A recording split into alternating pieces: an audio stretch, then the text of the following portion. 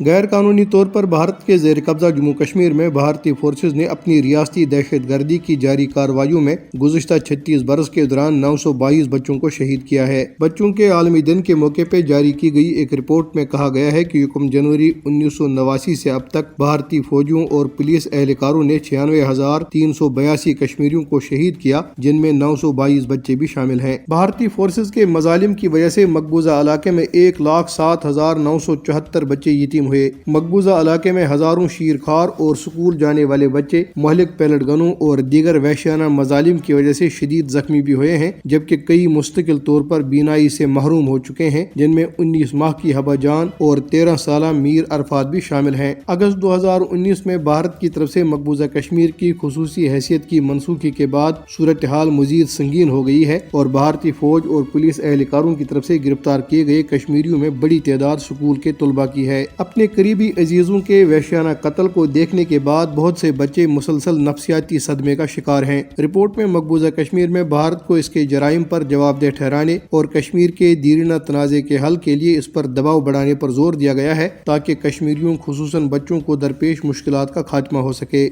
کل جماعتی حریت کانفرنس کے سینئر رہنما اور جامعہ مسجد سری نگر کے خطیب میر واعظ عمر فاروق نے بھارتی حکومت کے اس حکم نامے کی شدید مذمت کی ہے، جس میں امام مساجد کو نماز جمعہ سے قبل مودی حکومت کے مقرر کردہ وقف سربراہ سے خطبے کی منظوری لینے کے لیے کہا گیا ہے۔ میر واعظ نے اس اقدام کو مسلمانوں کی مذہبی آزادیوں پر براہ راست حملہ قرار دیتے ہوئے کہا ہے کہ مودی حکومت کا یہ حکم مسلمانوں کے مذہبی امور میں مداخلت ہے۔ انہوں نے مسلمانوں کے مذہبی حقوق کے تحفظ کے عزم کا اظہار کیا۔